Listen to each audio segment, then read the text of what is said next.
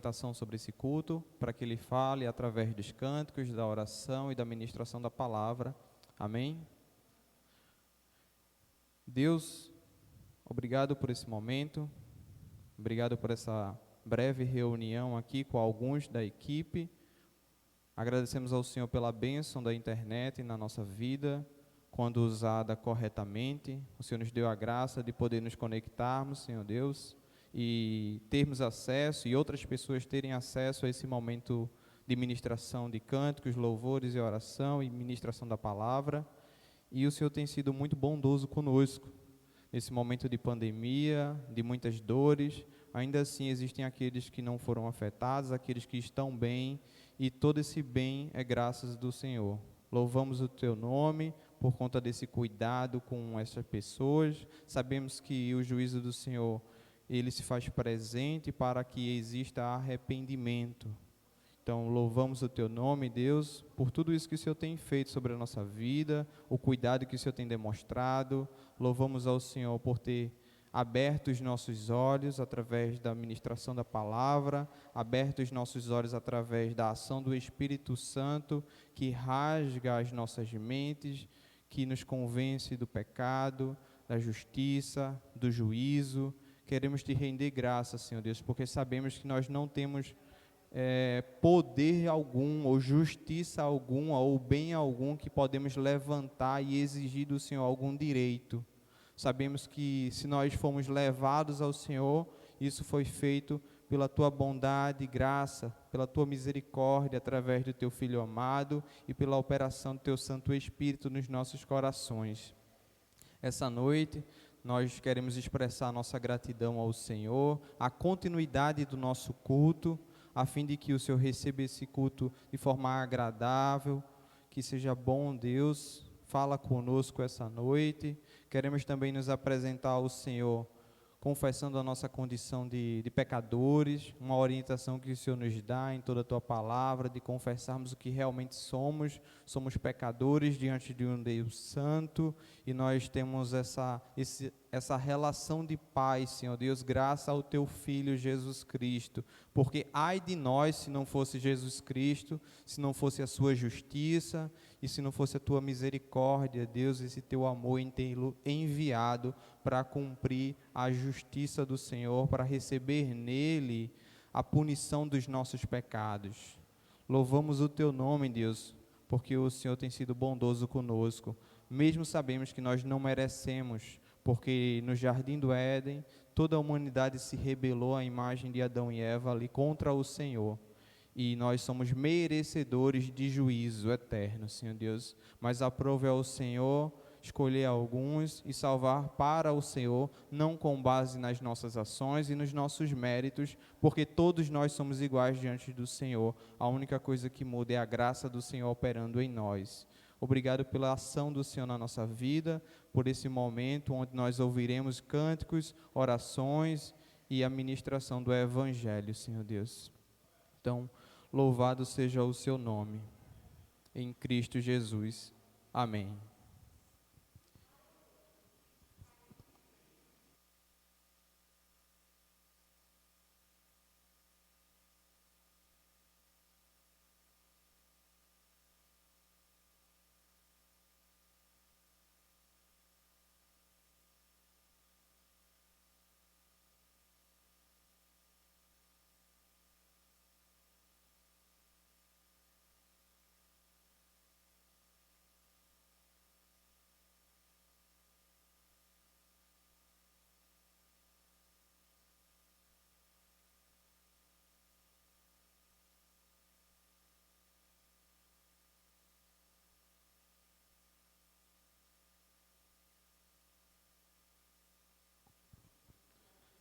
Irmãos, peço desculpa a vocês, a gente está tendo um probleminha com a internet e a gravação, tive que sair aqui um momentinho, mas quero convidar vocês a abrirem as suas Bíblias em 2 Coríntios, capítulo 1, do versículo 5 ao versículo 11.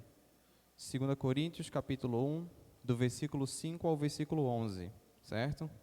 Estava dizendo antes aqui que eu ia começar lendo o 11, Mas aí eu fui me empolgando e voltei para o 5. Na realidade,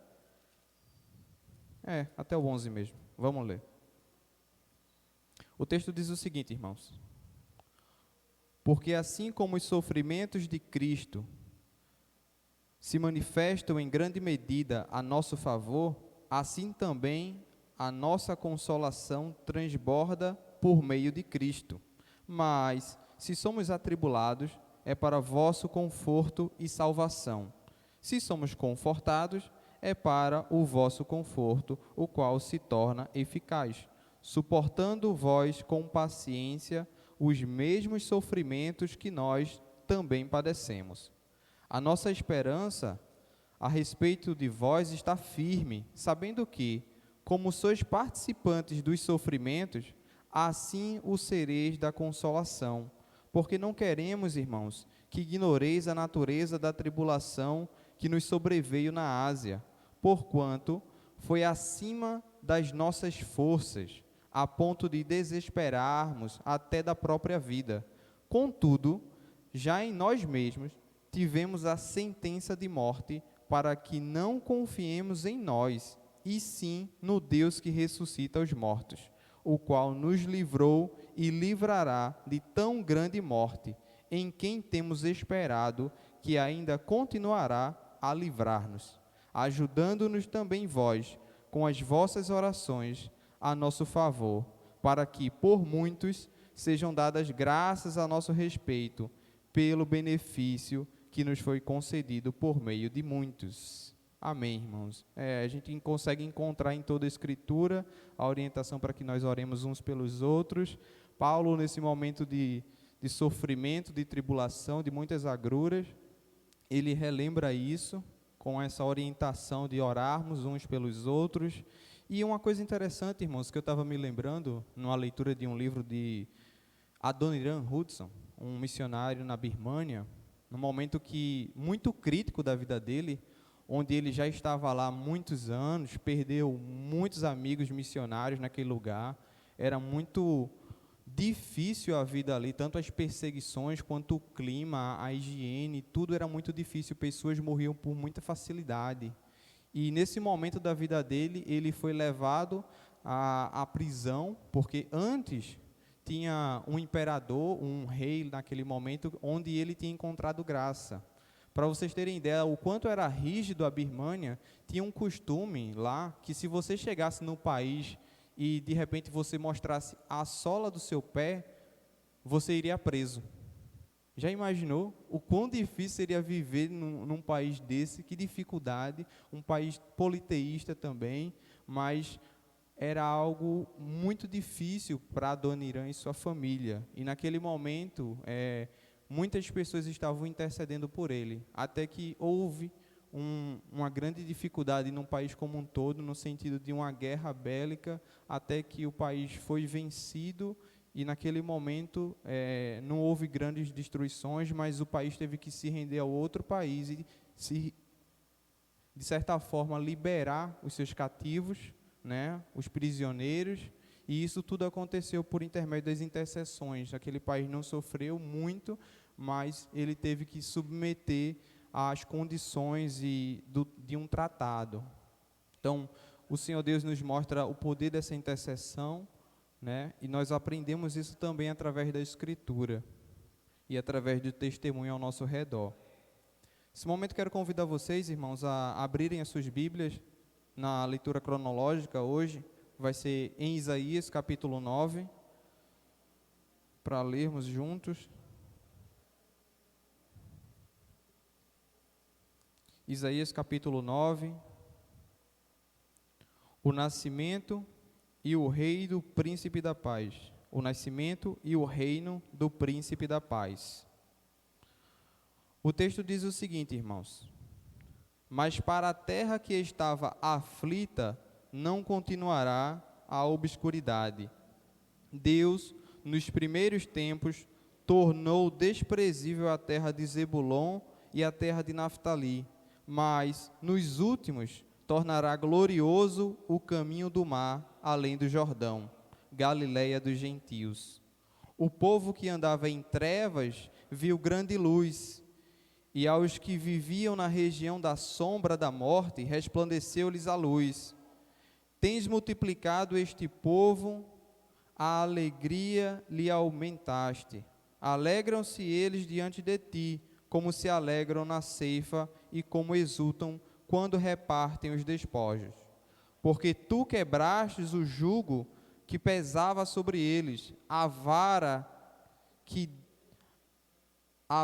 que lhes feria os ombros e o cetro do seu opressor, como no dia dos midianitas, porque toda a bota com que anda o guerreiro no tumulto da batalha e toda a veste revolvida em sangue serão queimadas, servirão de pasto ao fogo, porque um menino nos nasceu, um filho se nos deu, o governo está sobre os seus ombros, e o seu nome será Maravilhoso Conselheiro, Deus Forte, Pai da Eternidade, Príncipe da Paz, para que se aumente o seu governo e venha a paz sem fim sobre o trono de Davi e sobre o seu reino, para o estabelecer e o firmar mediante o juízo e a justiça, desde agora e para sempre.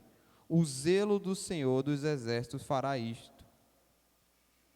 O Senhor enviou uma palavra contra Jacó, e ele caiu em Israel. Todo o povo saberá, Efraim e os moradores de Samaria, que em soberba e altivez de coração dizem: os tijolos ruíram por terra, mas tornaremos a edificar com pedras lavradas. Cortaram-se os sicômoros, mas por cedros os substituiremos. Portanto, o Senhor suscita sobre ele os adversários de Rezim e instiga os inimigos. Do oriente vêm os sírios, do ocidente os filisteus, e devoram a Israel a boca escancarada. Com tudo isto, não se aparta a sua ira, e a mão dele continuará ainda estendida. Todavia, este povo não se voltou para quem o fere, nem busca o Senhor dos Exércitos.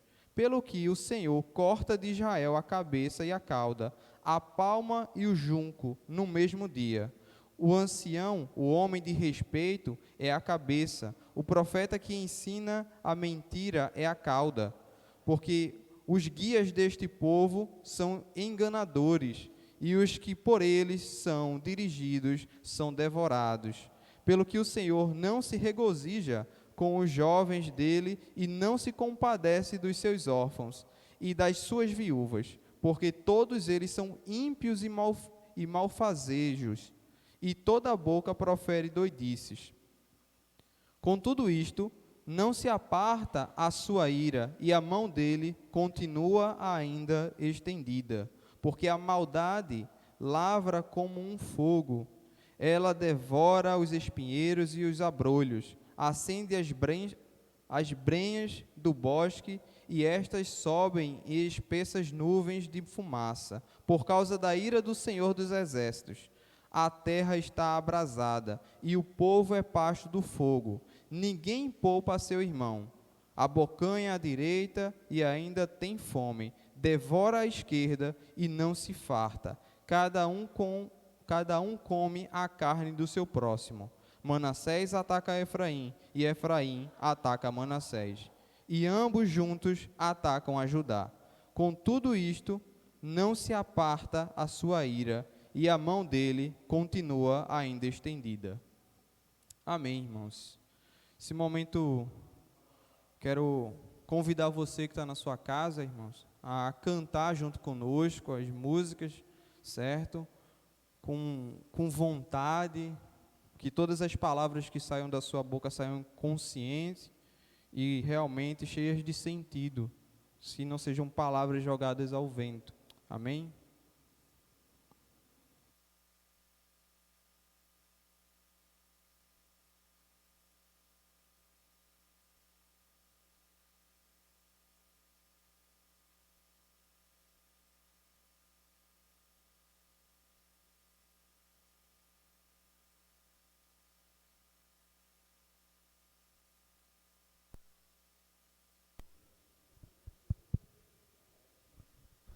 Graça e paz, meu irmão.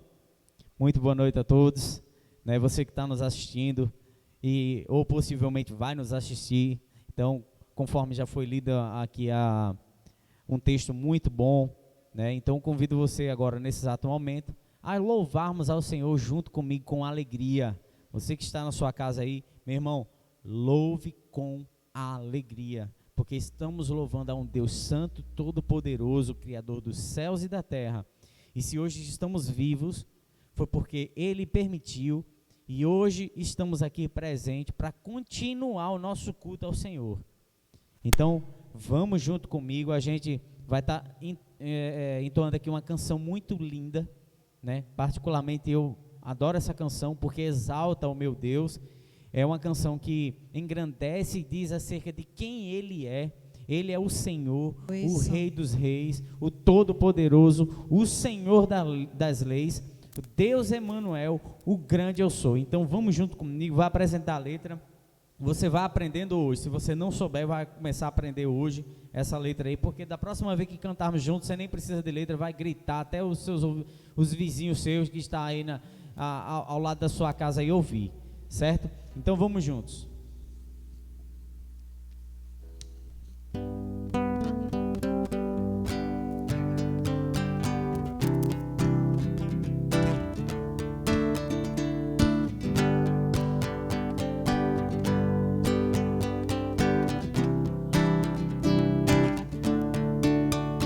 Tu és santo, poderoso, Tu és digno de todo louvor. Seguirei em Teus caminhos, Te amarei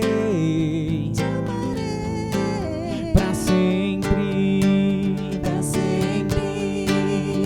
e eu canto, o Rei dos Reis, Todo-Poderoso, que é digno, Deus Emanuel, o grande eu sou, príncipe da paz, ressuscitou, venceu a cruz, dando salvação ao Rei do vida, paz e libertação.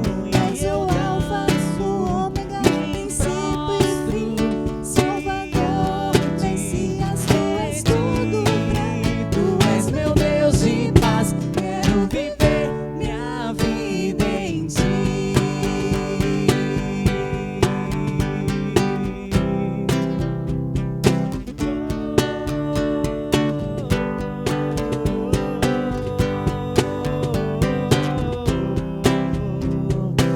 Tu és santo, Senhor, Tu és santo,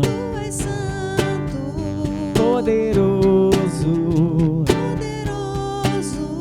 Tu és digno de todo louvor. Seguirei Teus caminhos, Te amarei para sempre, e eu canto, o Rei dos Reis, Todo-Poderoso, o Senhor das leis, Deus Emanuel, o grande eu sou, príncipe da paz, que ressuscitou, vencendo a cruz, dando salvação, trazendo vida, paz e libertação. És o Alfa, o Ômega, princípio e fim, Salvador, Messias, Tu és tudo pra mim. Tu és meu Deus de paz, quero viver minha vida em Ti.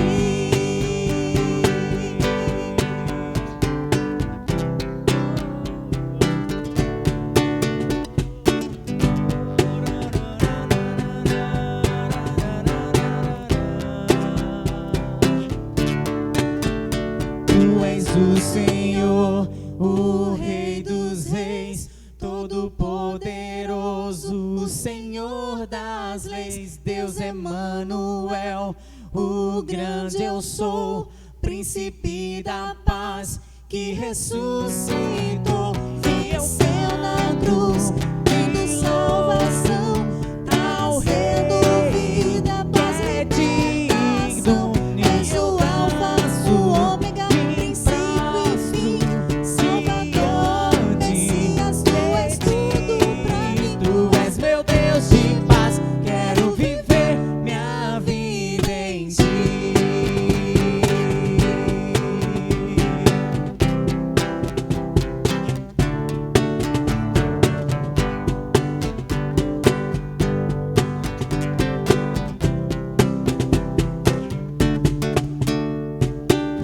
Amém. Louvado seja o teu nome, Senhor.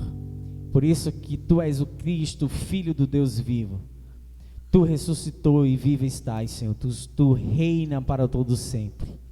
Amém.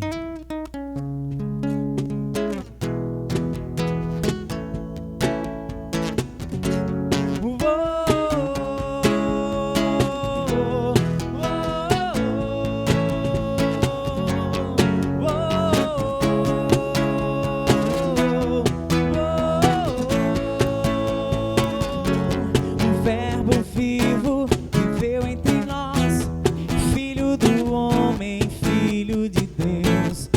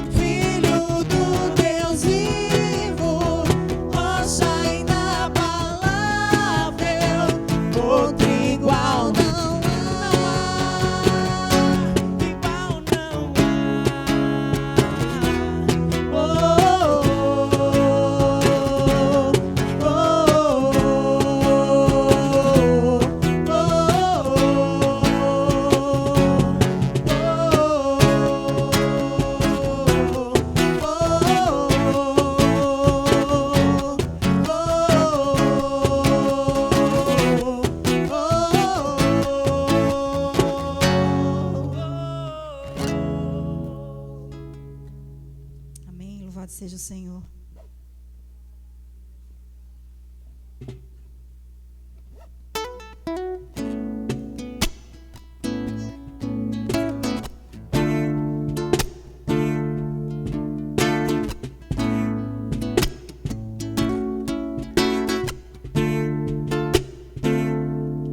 Dignas de glória e honra, levantamos nossas mãos para teu nome exaltar. Dignas de glória e honra, levantemos nossas mãos para teu nome exaltar, porque grande és tu, maravilhas fazes tu, não há outro igual a ti, não há outro além de ti, porque grande és tu, maravilhas fazes tu, não há outro igual a ti. Não há outro igual a ti.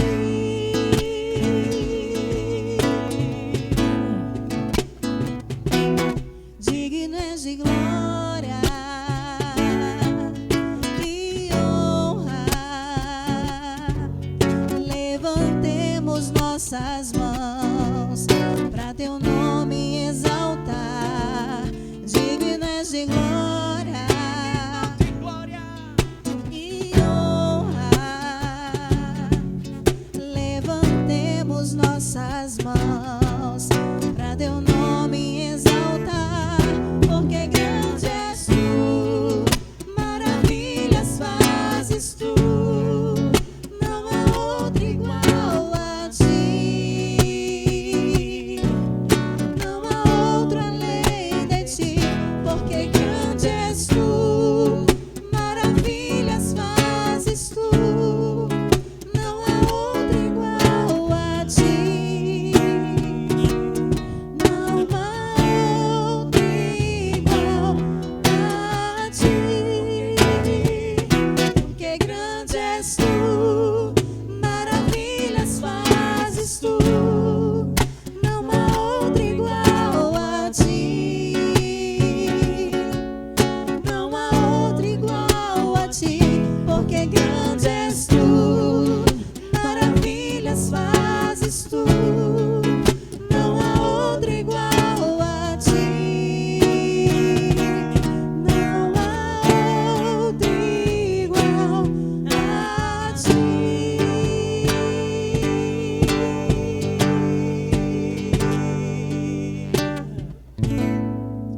Aleluia. Nesse momento, um momento tão especial, de eu convidar você que está agora olhando para essa telinha. E eu acho que eu vou convidar o pessoal já a colocar aí na sua telinha aí. Aqui na minha não apareceu aqui ainda, mas tem um QR Code, tá? Você pode estar apontando a câmera do seu celular aí e você vai cair na página justamente onde vai conter os dados para que você possa ofertar tanto para missões, como também você pode ofertar e dizimar para que possamos honrar com todas as despesas que temos mensalmente aqui na igreja. Então, conforme eu já disse, talvez você disse, pô, isso já é repetido, é verdade, mas esse vídeo vai alcançar o Brasil inteiro, ou melhor, eu estou sendo pequeno, né? Vai alcançar o mundo inteiro. Então, ou seja, toda essa estrutura, infelizmente hoje tivemos um problemazinho técnico, que besteira, mas é necessário para que a gente possa manter tudo isso aqui, recursos.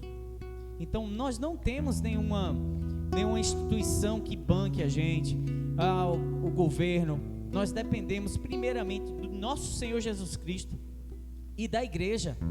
Então convido você, meu irmão, porque eu não vou dizer aqui para você que dê que o Senhor vai te abençoar. Não, o Senhor já te abençoou, então você oferta.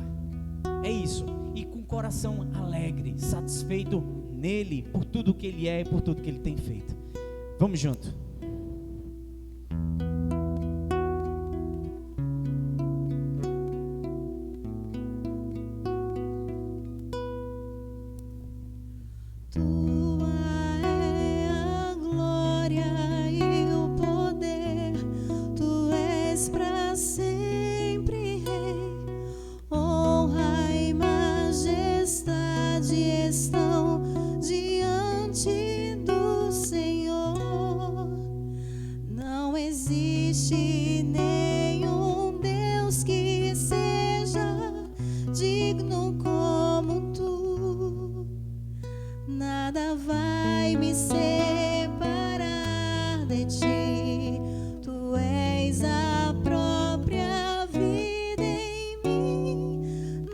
deixarei de te louvar, não deixarei de te buscar.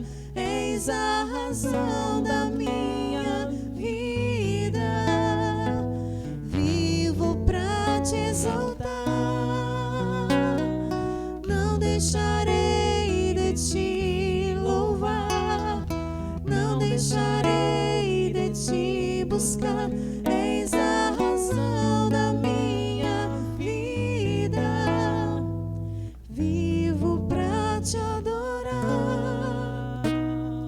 Tua é a glória e o poder.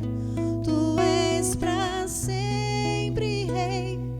Honra e majestade estão diante do Senhor. Não existe nenhum Deus que seja digno como tu. Nada vai me separar de ti.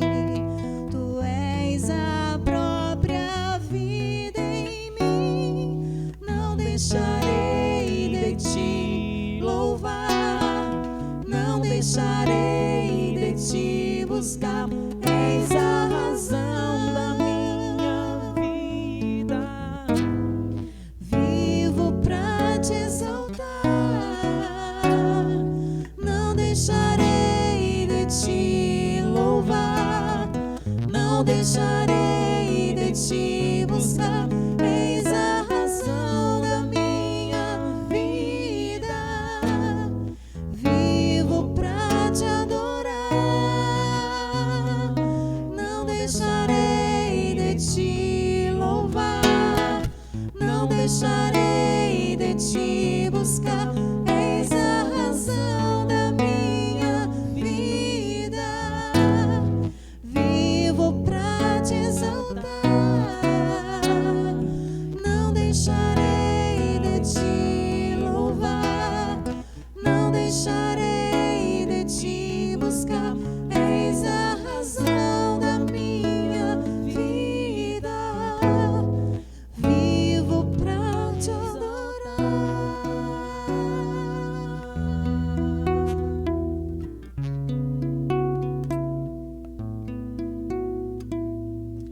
Senhor, nós queremos agradecer ao Senhor por essa oportunidade que o Senhor nos dá de estarmos em Tua casa, de estarmos em Tua presença, para louvar e exaltar e bendizer o Teu santo nome, Senhor. Obrigada por cada um que está aqui, cada um que está em sua casa, mas também cultuando ao Senhor. Te agradecemos, Senhor, pelo Teu amor e pelo Teu cuidado e tudo que o Senhor tem feito por nós, pois não somos merecedores de nada, mas a Tua graça e o Teu amor e a Tua misericórdia têm nos alcançado. E tudo isso porque o Senhor é bom, porque o Senhor é um Deus de amor, é um Deus misericordioso, e nós louvamos o Teu nome por isso, Senhor. Perdoa, Senhor, as nossas falhas e pecados, pois somos pecadores, Senhor. Nos ajuda, Senhor, a fazer aquilo que é certo diante de Ti. Senhor, obrigado por esse momento também de poder adorar ao Senhor com os nossos dízimos e com as nossas ofertas. Que o Senhor abençoe a cada vida que pôde contribuir, aquelas também que não puderam, mas que sentiram o desejo em seu coração e por alguma dificuldade não pôde, Senhor, fazer. Que o Senhor abra as portas de emprego, que o Senhor abençoe as pessoas que vão administrar esse dinheiro, para que tudo que seja feito seja para a glória do Teu nome, Senhor. Essa é a nossa oração em nome de Jesus. Amém.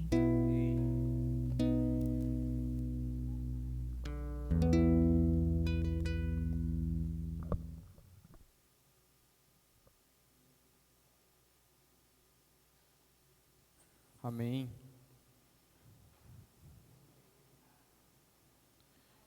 Irmãos, nesse momento vamos fazer a intercessão, certo?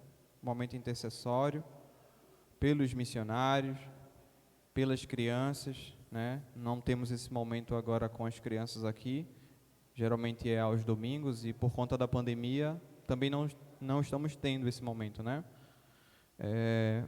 Então vamos orar por elas. como eu disse, pelos missionários que estão no campo, os que são apoiados por essa igreja, que nós contribuímos e estamos desse lado da corda, e também por aqueles que estão espalhados pelo mundo e que são cuidados por outras igrejas e pelo Senhor. Então oremos, irmãos.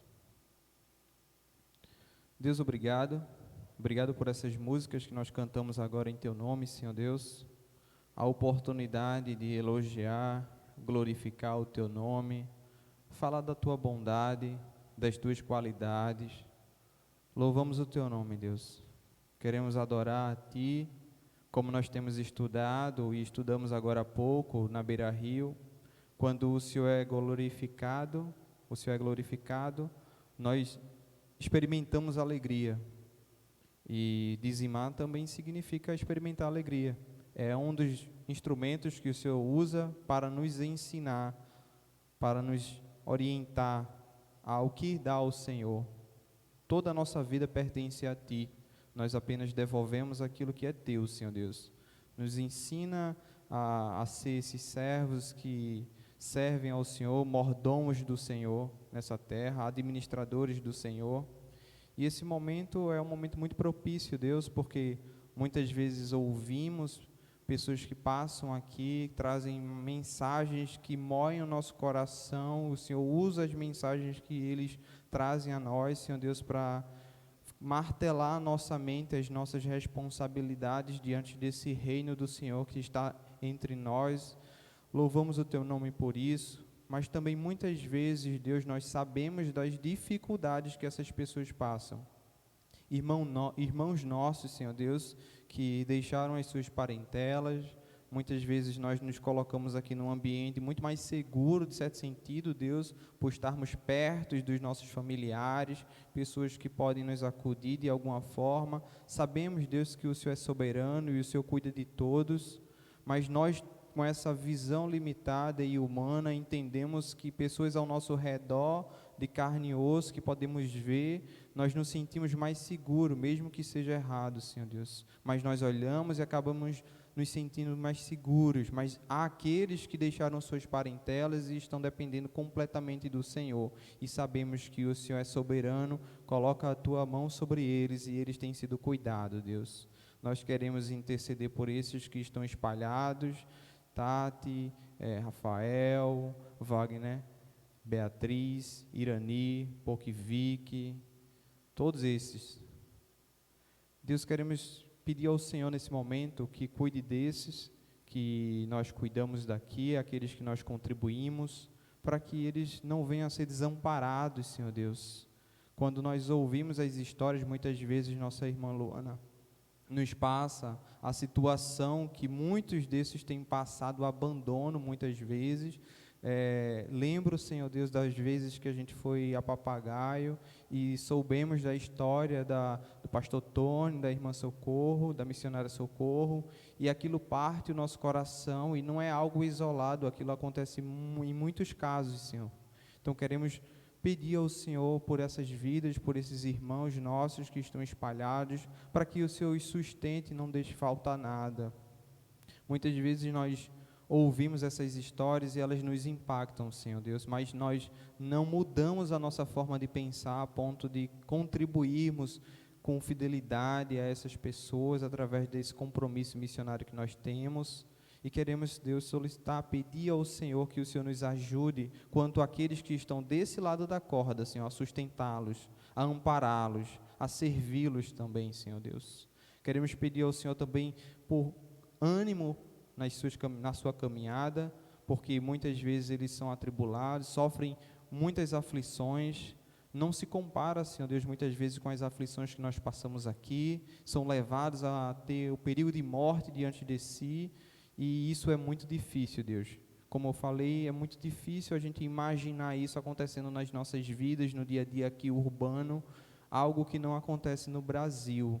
Temos uma certa perseguição ideológica, mas isso não se estende a um perigo físico, pelo menos não que nós saibamos, Senhor Deus. Então queremos pedir, cuida dos corações desses que estão espalhados pelo mundo, Senhor Deus, para que eles venham ter ânimo, independente do que aconteça.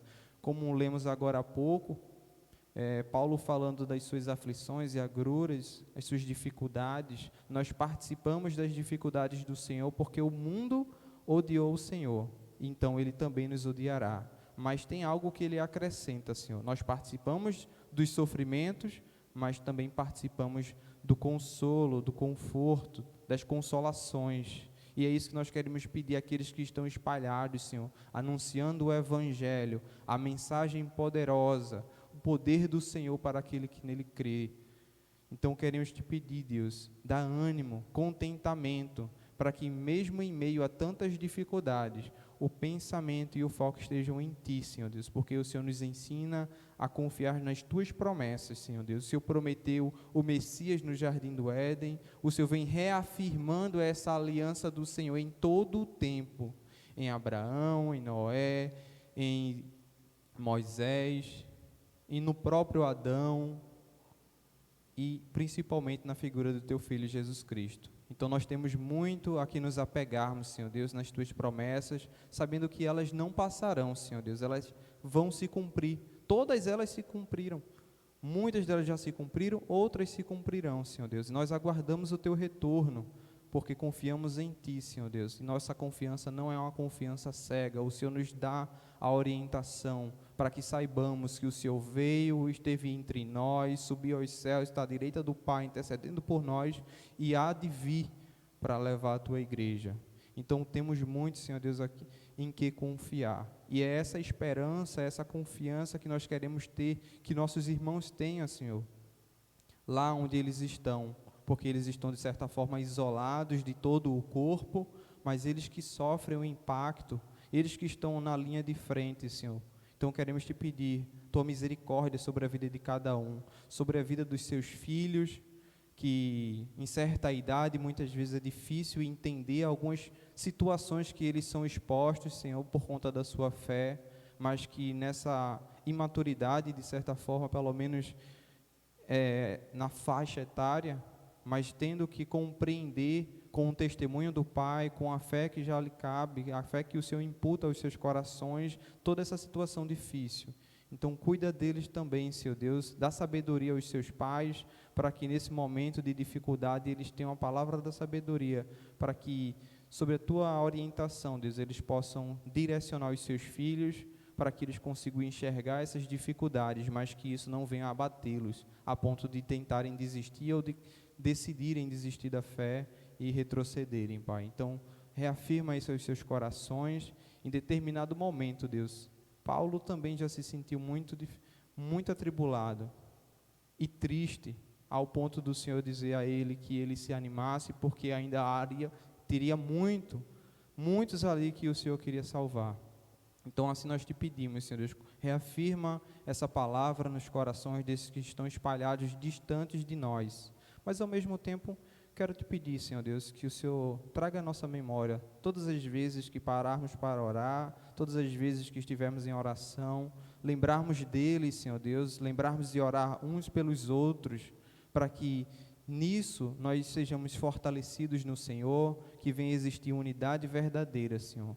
Às vezes nós olhamos para igrejas pequenas e ainda assim que não são unidas, e muitas vezes vem desse desejo de ser um só, como o pastor pregou domingo passado, esse vínculo, né, que mostra a quem nós pertencemos e de onde nós fazemos parte. Então queremos te pedir pela vida desses missionários, também por esse compromisso nosso, de estarmos intercedendo por eles, Senhor Deus. Queremos pedir também, em particular, Senhor, pela vida desses que estão aqui na Beira Rio, uma comunidade que nós também pertencemos, Senhor. Mesmo que a estrutura física não esteja lá, mas os nossos corações estão, os nossos pés estão. Então nós fazemos parte dessa comunidade, Senhor, e queremos pedir ao Senhor que haja no meio daquele povo, que continue agindo no meio daquele povo, quebrando os corações, fazendo com que a palavra que está sendo semeada seja semeada num solo bom, que os seus ouvidos e os seus corações permaneçam meditando naquilo que está sendo ensinado, que isso seja algo que quebre o coração deles e que por meio dessa palavra eles venham ser levados à fé. reconhecendo o seu pecado, sua miséria e reconhecendo que dependem da misericórdia do Senhor, da ação do Senhor, da sustentação do Senhor, porque se não for o Senhor, ai de nós, ai de nós. Então cuida, Senhor Deus, desses momentos, faz com que o coração daquelas pessoas, tanto desses que estão aqui desse lado esquerdo, quanto dos que ficam lá perto do campo, que o Senhor nos dê boa oportunidade para falar do Teu Evangelho de forma com muita intrepidez, Senhor, com muita intrepidez. Nesse momento também queremos pedir ao Senhor pela palavra que será ministrada pela nossa irmã Luana, a fim de que o Senhor conduza o seu coração, a sua mente, a tudo que ela já vem estudando, nos orientando, Senhor, e que o Senhor, através dessa palavra, rasgue os nossos corações. Essa é a nossa oração em Cristo Jesus. Amém.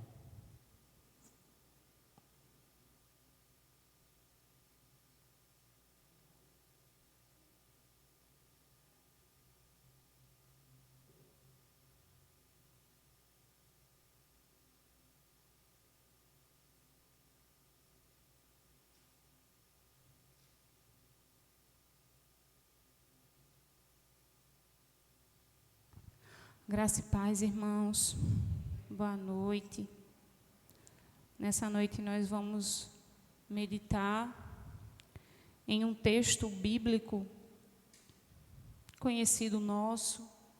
Se encontra no livro de Atos, capítulo 12, versículo 1 ao versículo 5.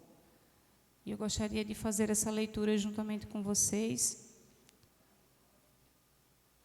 Os que estão aqui no templo, vocês podem abrir a palavra. Atos, capítulo 12, versículo do 1 ao versículo 5. E diz assim a leitura bíblica: Porque, por aquele mesmo tempo, o rei Herodes estendeu as mãos sobre alguns da igreja, para os maltratar. Ele matou Tiago, irmão de João, à espada. Vendo que isso agradara aos judeus, prosseguiu mandando prender também a Pedro. Eram os dias de pães asmos. Havendo-o deitado, lançou-o na prisão, confiando-o à guarda de 4 quaternos de soldados, pretendendo apresentá-lo ao povo depois da Páscoa. Pedro estava encarcerado, mas a igreja fazia contínuas orações por ele a Deus. E nessa noite eu gostaria de meditar com vocês a respeito de uma igreja que nós conseguimos observar nesse texto, não uma igreja contemporânea, mas a igreja modelo, a igreja que a gente tem como um protótipo, uma igreja que a gente tem como uma forma, um exemplo a ser seguido, que é a igreja primitiva. E esse texto, ele inicia falando sobre a 4ª perseguição da igreja. E ele fala aqui que, por aquele mesmo tempo, o rei Herodes estendeu as mãos sobre alguns da igreja. Quando a gente vê esse texto aqui falando sobre o rei Herodes, daí a gente pensa, existiu o Herodes Agripa I, existiu o Herodes Agripa II, existiu o Herodes o Antipas, existiu também Herodes o Grande. Quem era esse Herodes que Lucas estava retratando aqui? Então, esse Herodes, esse rei Herodes aqui, ele era justamente o neto do rei Herodes o Grande, aquele que reinava lá no nascimento de Jesus, quando Mateus, no capítulo 2, do versículo 1 ao versículo 16, ele vai estar registrando. Esse Herodes aqui, ele também era sobrinho de Herodes Antipas, que foi aquele Herodes, aquele rei que teve uma participação no julgamento de Jesus. E esse Herodes aqui, ele é o pai de Herodes, Agripa II, que foi justamente lá em Atos 26, quando Paulo estava testemunhando a sua fé, quando Paulo estava testemunhando o seu cristianismo. Aí Paulo fala com esse Herodes, que não é esse, mas o seu filho, e Paulo ainda diz lá no capítulo 26 de Atos: crês tu nos profetas, ó rei Agripa? Bem seis que crês. E disse Agripa a Paulo: por pouco me queres persuadir a que me faça um cristão. Aí Paulo faz: quisera eu que não só você, mas todos que me ouvem pudessem se tornar cristão. Então esse Herodes aqui é justamente esse rei que ele conseguiu de alguma forma receber do povo judeu um carisma, confiança, e era assim que o povo judeu começava a ver esse rei Agripa aqui, que é o Agripa I. Só que daí, esse Herodes aqui, ele poderia alegar sua ascendência judaica. Por quê? Porque a história fala sobre o intermédio da sua avó, Mariane. Ele tinha essa facilidade e ele conseguiria ter essa ascendência judaica, ou seja, era um rei que ele observava as leis judaicas, era um rei que ele observava as questões de tradições. E não só isso, ele era aquele que oferecia sacrifícios ao templo. E isso é muito interessante porque as autoridades judaicas começaram a dar-lhe confiança. As autoridades judaicas começaram a dar-lhe oportunidade nas reuniões onde existia, e ele começava a passar também ter a oportunidade em ler em público as passagens da lei. Ou seja, os judeus aceitava Herodes Agripa, primeiro, como diz aqui o texto, como um dos seus. Ou seja, essa questão de Herodes ter perseguido a igreja, essa questão de Herodes, ele ter passado o fio à espada a alguns cristãos, maltratar alguns cristãos, colocar Pedro em um cárcere, isso não passava, na verdade, de um interesse político da parte daquele rei.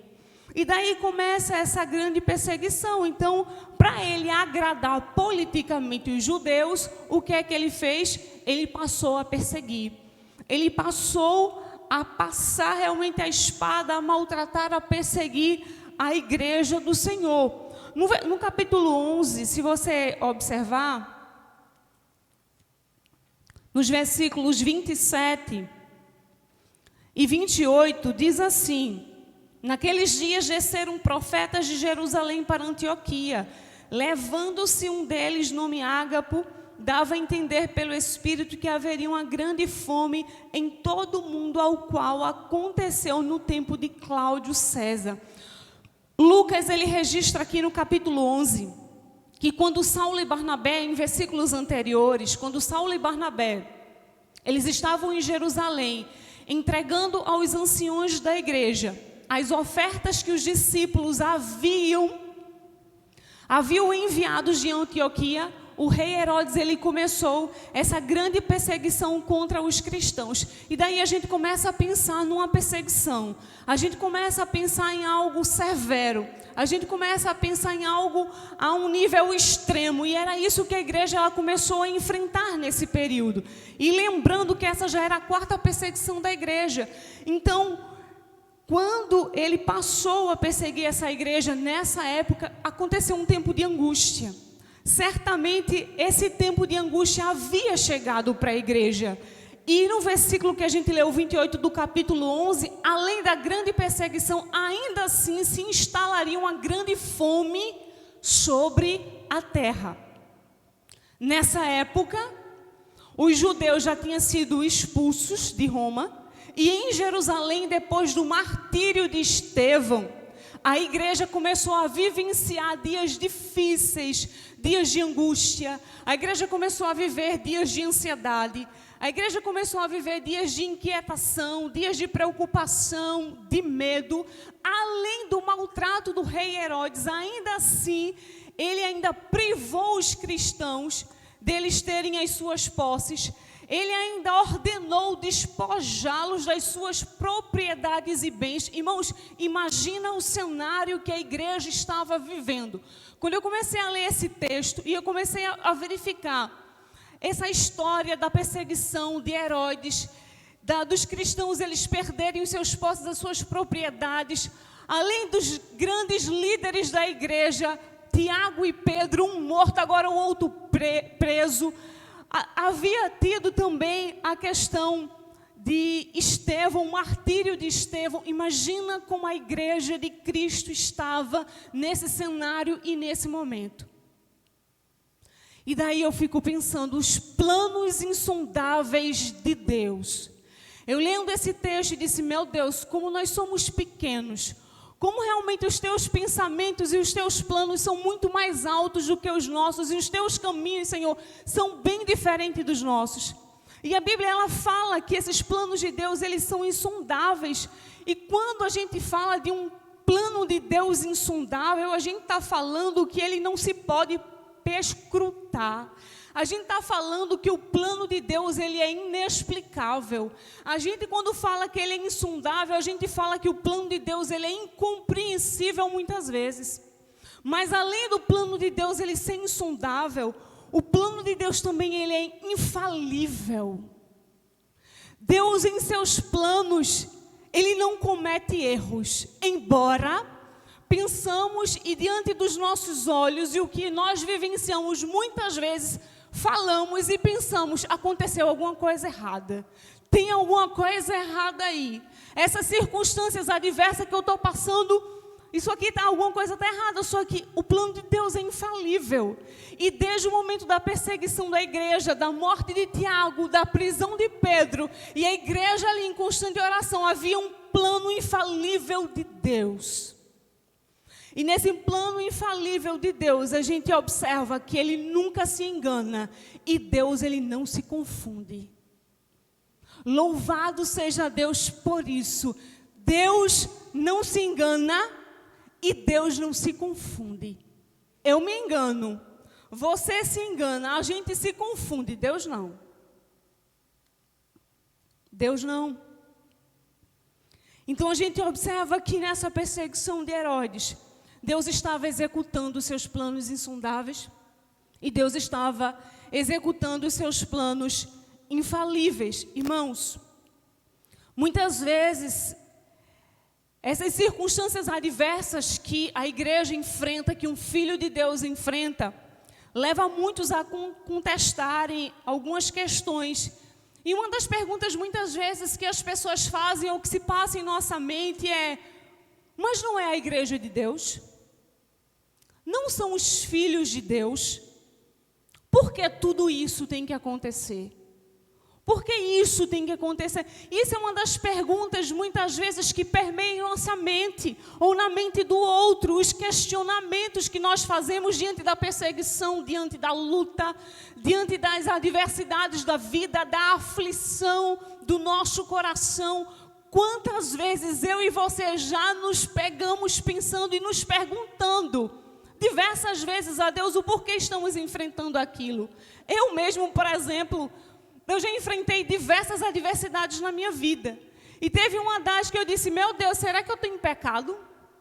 O meu pecado, eu disse para Deus isso mesmo. Eu disse: Deus, o pecado deve ser muito grande.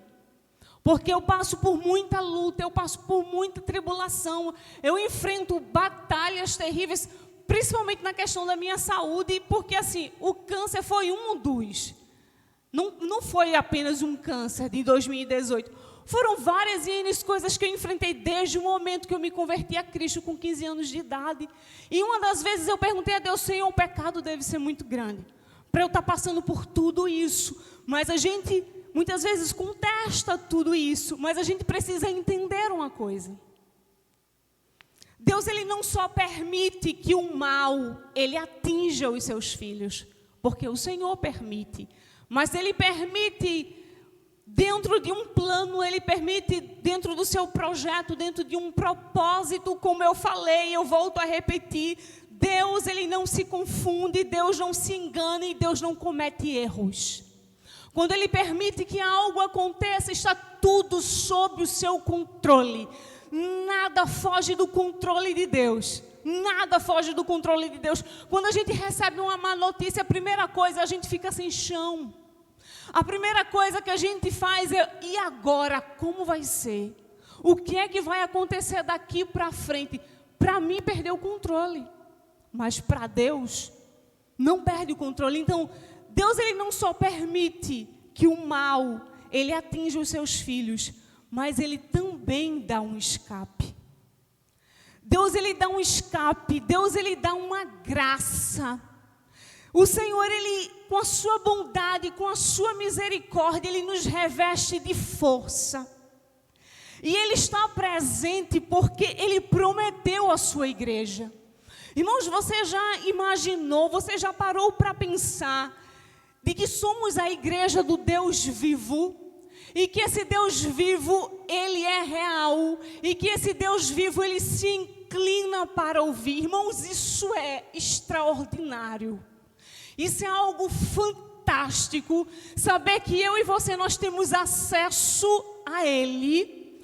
Sabermos que nós podemos nos prostrar diante dele. Sabermos que nós podemos levar a nossa oração e que a nossa oração, ela tem uma direção. Existe uma preposição quando Jesus ele fala, orareis ao Pai assim, Pai nosso que estás no céu. E quando Jesus ele fala sobre essa questão de direção, é porque quando eu oro, existe um caminho por onde essa oração irá passar. E ela chegará diante de Deus. E imagina quando a minha e a tua oração ela é ouvida.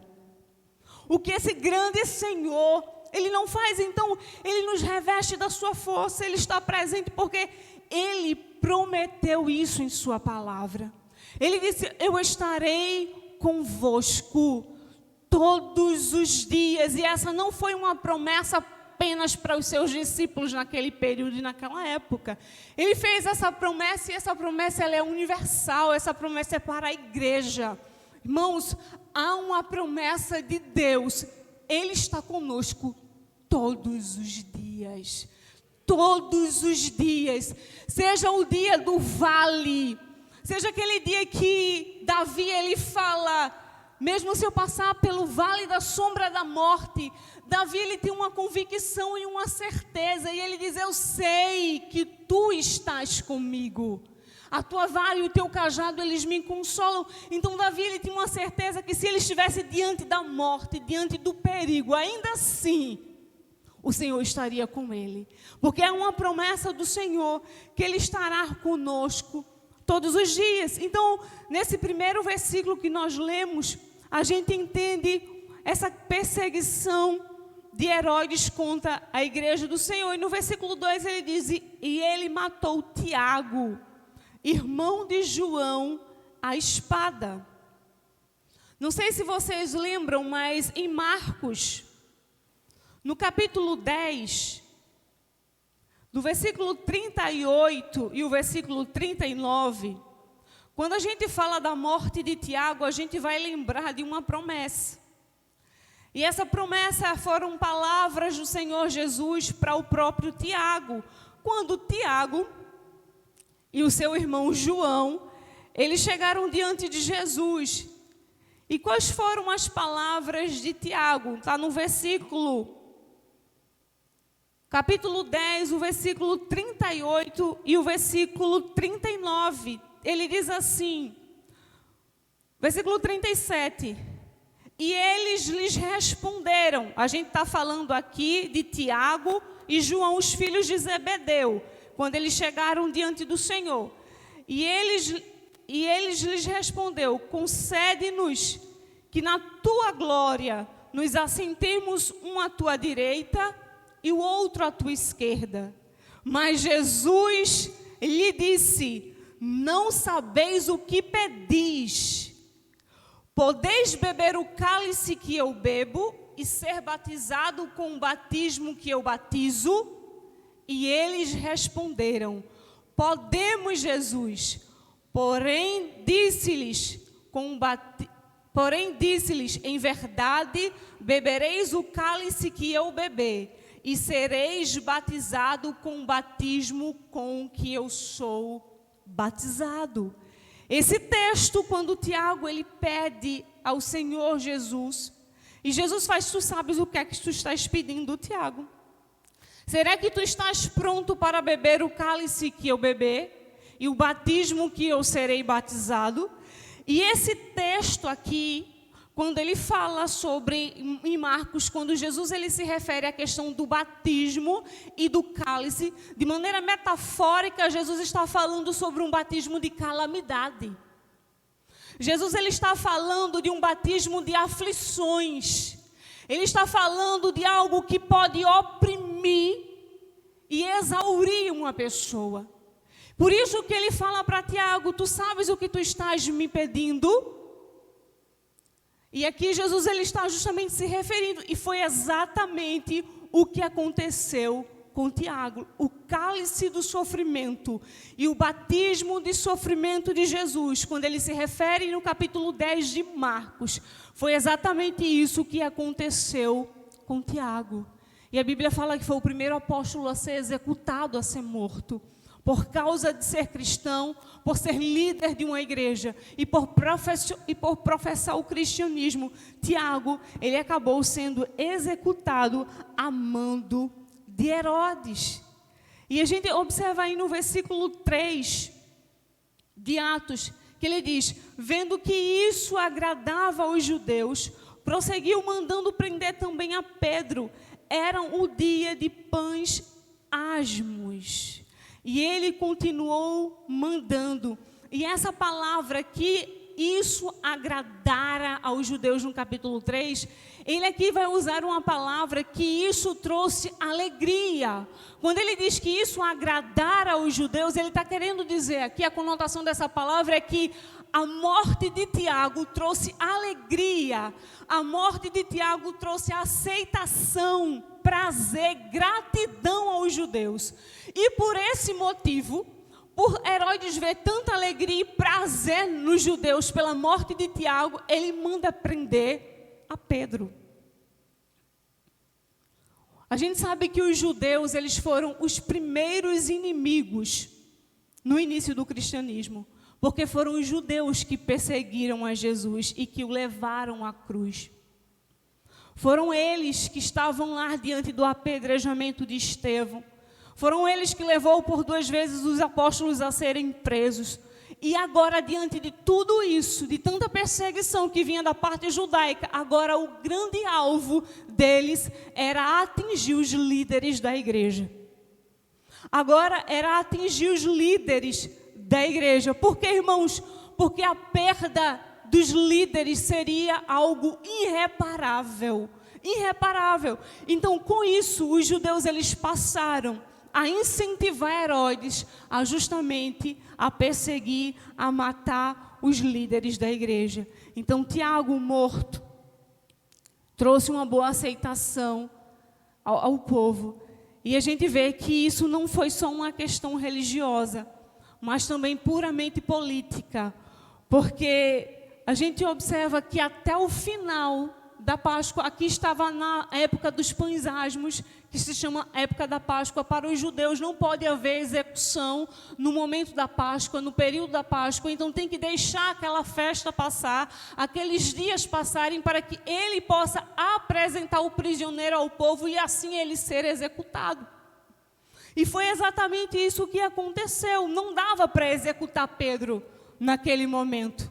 Então Pedro ele precisava ser encarcerado. E após essa época dos pães asmos passarem, porque era um momento impróprio à execução, aí sim eles tornariam a Pedro e apresentaria Pedro justamente ao povo. E a gente vê a grande influência que Tiago, o irmão de João, e Pedro, eles tinham no convívio da igreja. Eles eram líderes influenciadores, irmãos. Eles eram líderes influenciadores. Aí eu estava lendo esse texto e pensei o seguinte: os dois eram líderes, os dois eram influenciadores, os dois eram amantes de Jesus, os dois anunciavam o evangelho, os dois eram necessários ao corpo da igreja, mas o Senhor permitiu que um morresse e que o outro fosse preso. Porém, o que foi preso, ele enviou um anjo para libertar. E daí a gente muitas vezes faz essa pergunta. E eu vou dizer para você, quando a gente perde alguém relevante na nossa vida, Alguém que muitas vezes a gente pensa, meu Deus, essa pessoa partiu, essa pessoa era tão importante no corpo, essa pessoa era tão importante no ministério, essa pessoa ela evangelizava, pregava o evangelho, enquanto tantos da igreja estão acomodados e não querem sair para ministrar a palavra, às vezes nem compartilhar com o seu parente, com alguém que está ao seu lado, enquanto um, de uma maneira tão veemente, quer pregar esse evangelho. E eu confesso, irmãos, que quando Samuel estava doente, e quando Samuel ele faleceu, foi uma das questões que veio ao meu coração. Eu disse, Senhor, por que Samuel agora? Samuel amava pregar a tua palavra. Samuel amava evangelizar. Eu lembro que quando saía da EBD, às vezes eu e Deus queria dar uma carona a ele, e ele dizia assim, tu está me atrapalhando, irmão, deixa eu ir andando que eu vou evangelizando. Eu vou pregando, eu vou anunciando a palavra. E quando Samuel morreu, eu disse, meu Deus, porque ele pregava, ele evangelizava, Senhor, ele era tão necessário no ministério, ele era tão importante no corpo, não que os demais não sejam importantes, mas a questão da liderança, a questão da influência, ele era um influenciador. E daí a gente vê que esse Senhor, ele permite que um morra e o outro ele seja preso, porém ambos cumprem o propósito de Deus. Ambos cumprem o propósito de Deus. Se você observar no livro de Hebreus, na galeria dos heróis da fé, você vai entender que tanto uns foram livres pelo meio da fé, quanto outros morreram por causa da fé. Entendam, Deus livra uns e permite que outros voltem para a sua casa. Mas tudo está estabelecido dentro de um propósito divino, dentro de um propósito do Senhor. Então, quando a gente lê Hebreus, a gente vê exatamente isso. Ou seja, enquanto o Senhor permite que uns fiquem aqui lutando, avançando, progredindo, se mantendo firme, se mantendo constante, outros já estão congregando no céu. Uns o Senhor, Ele traz para si, e os outros o Senhor permite que continuem caminhando e avançando como igreja nesta terra, e cumprindo os seus propósitos nessa terra.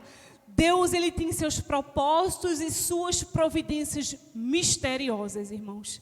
Há um mistério em Deus, há algo tão insondável que realmente a gente não consegue, na nossa finitude, alcançar tudo isso, todos esses planos e os propósitos de Deus.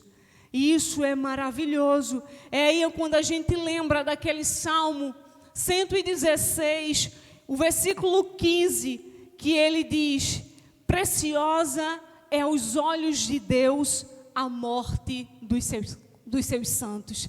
E por esses dias eu estava justamente falando com uma irmã aqui da igreja, e a gente falando sobre a tristeza de perder tantas pessoas queridas nesse tempo. A tristeza que tem assolado o nosso coração nesses dias de pandemia, desde o ano passado para esse ano. Quantas pessoas próximas, pessoas queridas, pessoas amadas, nossas partiram, saíram desse plano e agora estão com o Senhor. E isso muitas vezes traz a tristeza ao coração de alguns, mas a palavra do Senhor diz através do salmista que é preciosa aos olhos do Senhor a morte dos seus santos. E isso veio ao meu coração essa semana, e eu disse, Senhor, essa palavra ela deve ser consoladora para os nossos corações. Essa palavra ela tem que trazer consolação para as nossas vidas, porque nós temos que entender que os teus planos e os teus propósitos, os teus desígnios, eles são totalmente diferente dos nossos, e a gente consegue ver isso através da vida de Tiago e através da vida de Pedro. Foram exemplos desse propósito de Deus. E Paulo ele diz, porque se vivemos para o Senhor, vivemos, se morremos para o Senhor, morremos, quer pois vivamos ou morramos, nós somos do Senhor. Essa é a palavra de Paulo. No versículo 4, ele diz, havendo deitado, lançou na prisão, confiando a guarda de 4 quaternos de soldados, pretendendo apresentá-lo ao povo desde a época da Páscoa. E havendo-o prendido na prisão, entregando-o o quarto quaternos de soldados para que o guardassem, querendo apresentá-lo ao povo depois da Páscoa. Essa palavra aqui que se destaca no versículo 4, que ele diz aqui, confiando o guarda, ou seja, sobre a questão do guardar. Ele está dando aqui uma ideia de guardão vigia. Sabe aquela ideia de você manter o olho em alguém e você não tirar os olhos?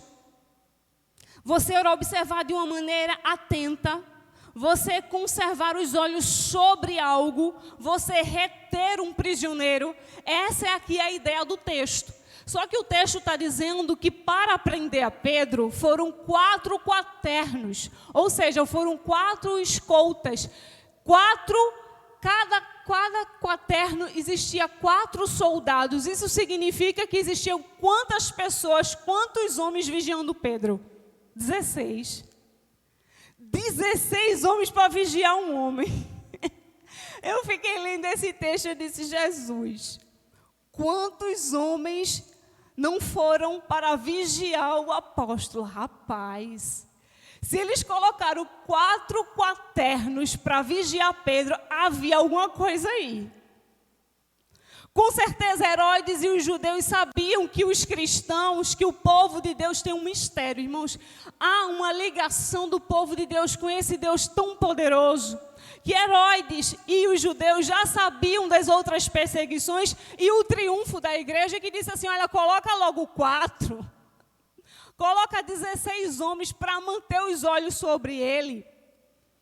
E nesse período, Pedro, ele foi mantido sobre uma forte custódia. Uma forte custódia. Ou seja, todas as providências foram tomadas para que Pedro ele não fugisse da prisão.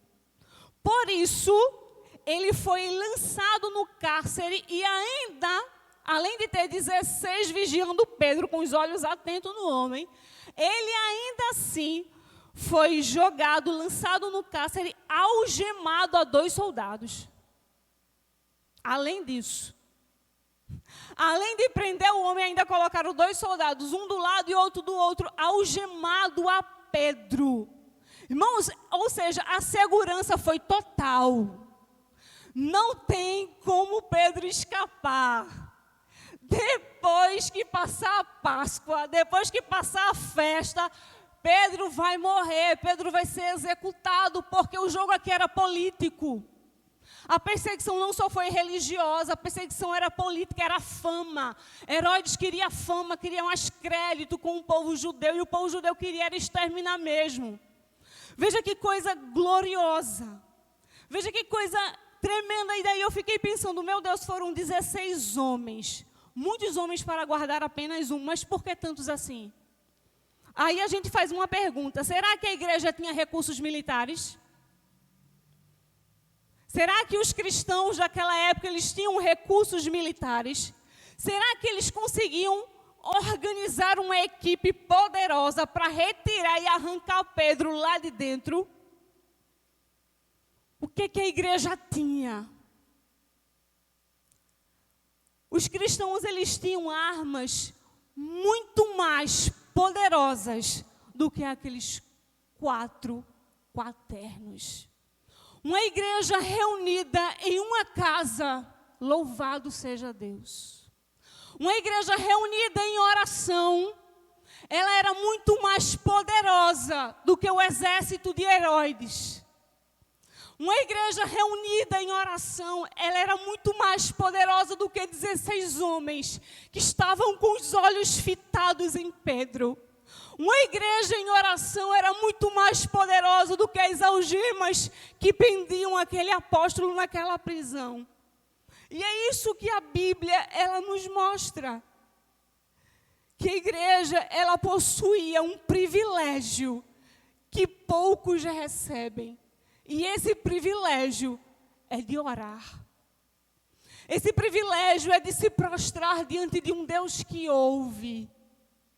Irmãos, como eu creio no poder da oração, como eu anseio por isso.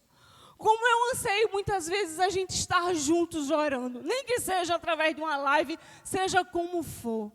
Mas como eu anseio esse momento de igreja primitiva, esse momento de você levar uma causa diante de Deus por outro, pelo outro, por causa do outro. E a igreja, ela estava reunida, porque a igreja, ela sabia que ela poderia falar, porque ela tinha um Deus que ouve. A igreja já tinha experimentado isso. A igreja sabia que ela poderia contar com um Deus vivo, com um Deus que Ele se levanta do seu trono, como diz a sua palavra, para ouvir o clamor do gemido e do necessitado. A Bíblia fala lá no Êxodo que o Senhor se levantou para ouvir o clamor do povo oprimido de Israel. O Senhor se levantou para ouvir o clamor e o gemido da igreja primitiva. Porque a igreja estava vivenciando uma situação difícil, irmãos. Foi uma situação de medo, foi uma situação de angústia, de ansiedade, de tantas as coisas, de tantos sentimentos misturados. Mas a igreja, ela possui armas poderosas. E essas armas poderosas, ela era muito mais do que todo aqueles vigia, aqueles soldados romanos que estavam ali para tentar contra Pedro. E diz, no versículo 4 ainda, no versículo 5, Pedro estava encarcerado, mas a igreja fazia contínuas orações a ele, a Deus. Preste atenção, irmãos. Ele está dizendo que Pedro estava guardado em um cárcere, mas havia uma oração incessante. Havia algo contínuo. Essa palavra, eu quero que você grave muito bem isso. Que pelo menos você saia dessa noite, ou quando você ouvir essa mensagem, você guarde essa questão da oração incessante e contínua que o texto fala. Porque se você olhar de novo para o texto, diz, Pedro estava encarcerado, mas a igreja fazia contínuas orações por ele a Deus. Essa oração contínua, essa palavra contínua é o destaque desse texto. É uma palavra que aparece no grego chamada ektenes. Essa palavra dá uma ideia de intento, dá uma ideia de intenção. E esse ato aqui, essa intenção, é o ato de intensar, é a força, é a veemência, é a energia. Essa questão do sem cessar aqui, ele está querendo dizer que essa vida de oração deve dar continuidade. Ela não pode deixar de existir. Além dela não poder deixar de existir, ela não pode parar. É isso que ele está dizendo aqui nesse texto, que é algo que ele deve continuar e é algo que deve sempre existir. E daí a gente começa a fazer uma indagação sobre a nossa vida, como igreja desse século, como igreja desse tempo agora. Será que a nossa oração ela tem sido contínua a Deus? Irmãos, dificilmente. Dificilmente temos vivido uma vida de contínua oração, uma vida de fervor, uma vida sem parar de orar, uma vida de entrega ao Senhor. Era assim que a igreja ela permanecia, era assim que a igreja ela vivia.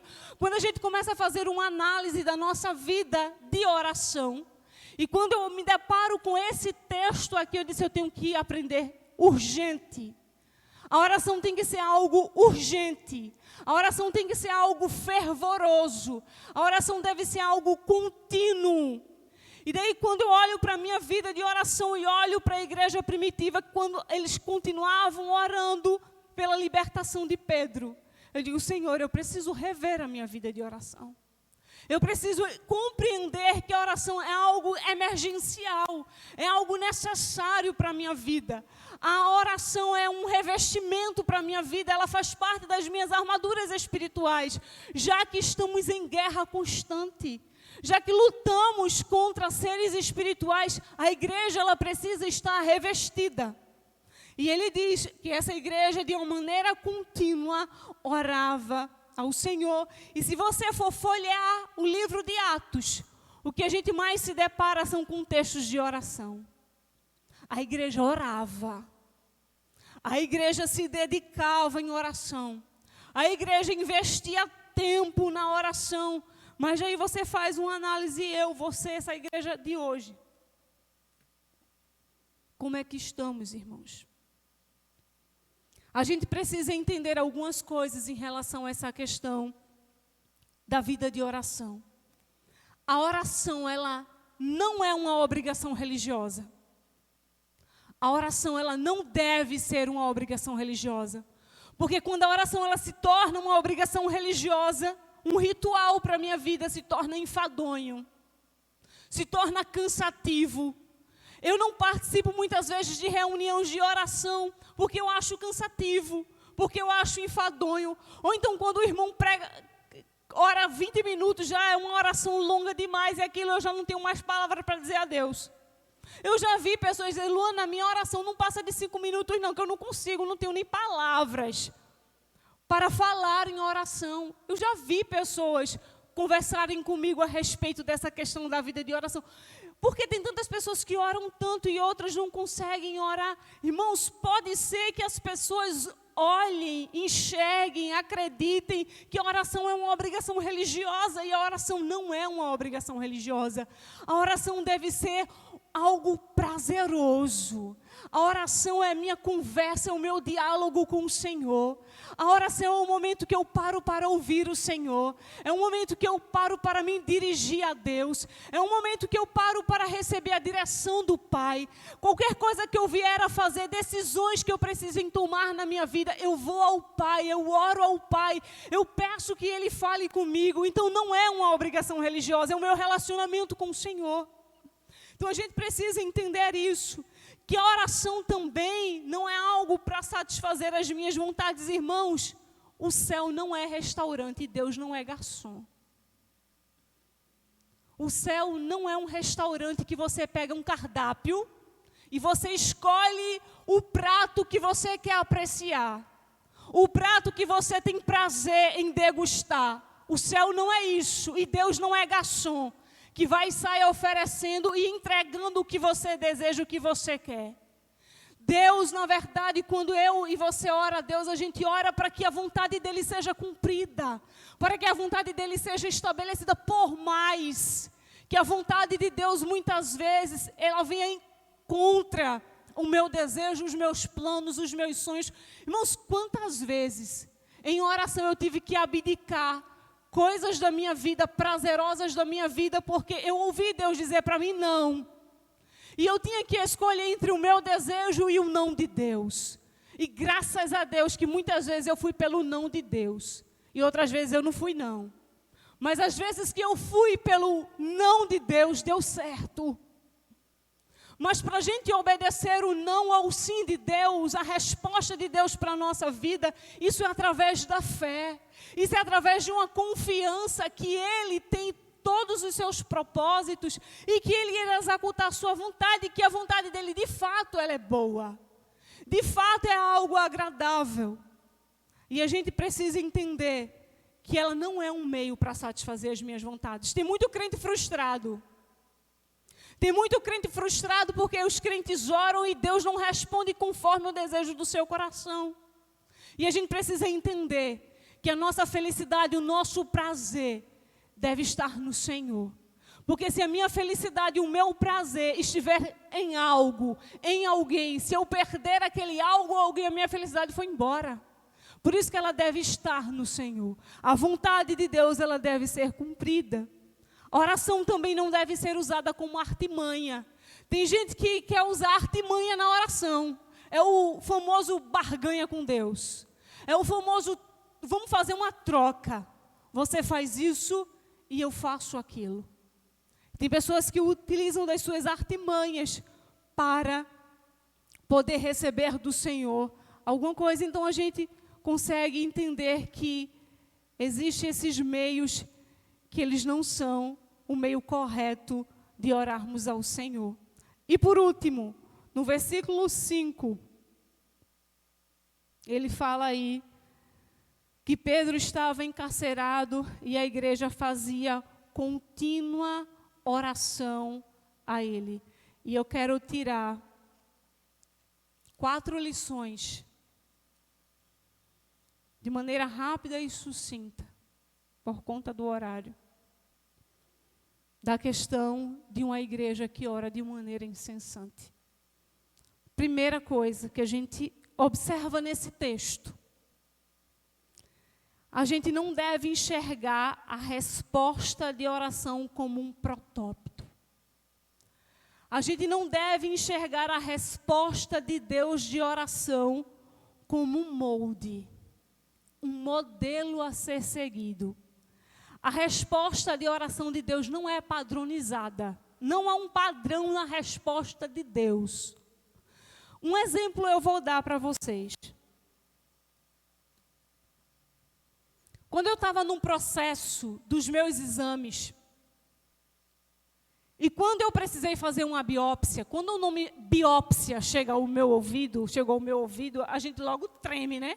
Porque a biópsia é um exame muito detalhado e ele é o exame final. Ele é o que vai dar o veredito. Porque imagine, eu fiz vários exames, do que você puder imaginar de exame na face da terra, eu fiz. Mas não havia um diagnóstico final, então vamos para a biópsia, vamos matar agora isso aí. E quando chegou a época de eu fazer a biópsia, eu tremi com esse nome, biópsia. E no meu coração eu disse assim, meu Deus, vai dar errado esse negócio. Meu Deus, esse negócio vai dar positivo, eu estou com câncer mesmo, e eu fiquei com aquilo na minha mente. Só que daí eu comecei a fazer uma oração, olha, aí é onde está, como eu falei aqui. Nesse texto, a gente tira a primeira lição. A resposta de oração não é um protótipo, ou seja, ela não é um molde. Deus não tem padrão nas suas respostas. Então eu comecei a orar a Deus e disse, Deus, assim como o Senhor fez com Juliana, se as meninas estiverem assistindo, elas vão ouvir agora, fez com Zélia, assim como o Senhor fez com Gilvânia, porque nessa época que eu estava fazendo a biópsia, algumas amigas minhas também tinham biopsado e tudo deu negativo, deu benigno, glória a Deus, só que as 3 estavam tudo ansiosas. Aí eu comecei a dizer a Deus, olha, assim como o Senhor fez com as 3 lá, faça assim comigo também. Ou seja, um molde da resposta de oração. Ou seja, o Senhor respondeu as 3 iguais, deu tudo negativo, então comigo também tem que ser assim. E aí eu comecei a apelar a Deus. E quando o resultado veio, não deu negativo não. Não deu nada benigno, não, deu maligno. E daí eu me decepcionei. Por que eu me decepcionei? Porque daí, aí eu pensei, mas as 3 meninas lá, Senhor, deu negativo, por que o meu deu diferente? Porque a resposta de oração de Deus não é padronizada. Porque não há um molde na resposta de oração. Porque Deus tem um propósito na vida de cada um de maneira diferente. Eu orava para que Deus fizesse um milagre na biópsia e desse negativo. Mas o milagre que Deus queria fazer era de outra forma. Era de outro jeito, era outro caminho. Então, irmãos, a gente entende que a resposta do Senhor não é algo padrão. Deus, Ele estabelece uma resposta para Val, para Érica, para Sandrinha, para Luana, de maneiras diferentes. Podemos estar enfrentando a mesma coisa, que foi o que Tiago e Pedro estavam enfrentando, a mesma coisa. Tiago, morto, Pedro, preso. Os 2 estavam enfrentando perseguição, mas a resposta veio diferente para a vida dos 2. Deus não tem padrão em suas respostas, irmãos. Então a gente aprende que a vontade de Deus ela é estabelecida. Segunda coisa que a gente observa aqui é que tem uma frase, essa frase não é minha, tem uma frase que diz que uma igreja de joelhos é maior que um exército de pé. Essa frase eu não sei nem de quem é, eu sei que eu já ouvi essa frase. Uma igreja de joelhos é maior que um exército de pé. E nesse texto a gente aprende que os soldados do rei Herodes, eles não foram mais poderosos do que uma igreja que estava dobrada diante de Deus. A gente vê nesse texto que a igreja do Senhor, ela é levantada nesta terra, que a igreja do Senhor, ela foi constituída por Ele. E essa igreja do Senhor, ela recebe um poder que emana dele para a vida da sua igreja. E neste texto a gente aprende aqui que quando a gente se dobra diante do Senhor, quando a gente vive uma vida de constante oração, esse poder que vem do Senhor, ele é manifesto, irmãos. Ele é manifesto, e isso aconteceu porque Deus, ele quis manifestar o seu poder, mas ele também levantou a sua igreja para que essa igreja ela pudesse ser um exército, não um exército de Herodes, não os soldados que estavam diante ali de Pedro, mas uma igreja que falava com Deus e que Deus a ouvia. Então a gente vê que essa oração, ela é uma arma, e ela é uma arma poderosa para nos revestirmos. Não esqueça lá em Efésios, no capítulo 6, que Paulo, ele fala sobre as armaduras espirituais. Depois que Paulo fala de todas as armaduras, no final Paulo diz o quê? Ficais firmes em oração. A oração, ela faz parte de um revestimento espiritual. A terceira lição que a gente tira desse texto, como uma vida contínua de oração, como a igreja que estava orando, é que, irmãos, nós temos a nossa vida de oração a sós. Mas esse texto nos mostra que a vida de oração coletiva, a vida da oração com a igreja é necessário. É tão necessário, irmãos, você estar aqui em momentos de vigília. É tão necessário você estar nos momentos dos juntos. É tão necessário você estar nos momentos das visitas nos lares, para orarmos juntos, para intercedermos juntos, para falarmos dos nossos anseios. Irmãos, como é bom quando você tem alguém que te suporta em oração. Como é bom você ter alguém que te segura em oração. Como isso é maravilhoso. Como a gente se sente cuidado pelo Senhor. Eu tenho uma amiga que eu sempre falo dela, uma mãe espiritual na fé. Está entre os Yanomamis, que é a missionária Betânia. Uma mãe espiritual para mim. Enquanto eu estava doente, Betânia não estava comigo aqui. Betânia está muito longe de mim. Mas Betânia orava comigo pelo WhatsApp. Betânia orava comigo pelo telefone. Betânia, ela se dobrava diante do Senhor e ela colocava a mão sobre o órgão do seu corpo. E ela dizia, Senhor, eu estou colocando a mão no meu fígado. Mas esse fígado eu represento o órgão de Luana. E Betânia, ela orava comigo. Irmãos, como é bom a gente ter alguém que nos suporta em oração. Como é bom a gente ter alguém que está conosco para levar as nossas orações ao Senhor. Então, não só uma vida de oração, eu sozinha, mas uma vida de oração com Sandrinha, mas uma vida de oração com Val, uma vida de oração com Júnior, quando estivermos reunidos, não só para comer churrasco, não só para a gente queimar uma carne, não só para a gente se divertir, mas para a gente orar, mas para a gente abrir o nosso coração, mas para a gente dizer, eu preciso de oração. E por esses dias, eu louvo a Deus, irmãos, pelos PGs da igreja, pelos grupos pequenos da igreja. Como é bom esses grupos pequenos, porque são os grupos que a gente pode abrir o nosso coração. São os grupos que a gente pode falar das nossas necessidades, dos nossos anseios, dos nossos medos. E por esses dias eu abri o meu coração num pequeno grupo e pedi oração pela minha família, pelos meus irmãos, pela luta que a gente trava. E como é bom a gente receber o cuidado do outro e dizer, eu estou orando contigo. Porque o Senhor nos ouve. Então essa é a terceira lição que a gente tira desse texto. A igreja junto em oração, estarmos juntos, reunidos. Quando nos encontrarmos, vamos orar juntos. Quando estivermos um perto do outro, vamos orar juntos, porque, irmãos, isso nos fortalece.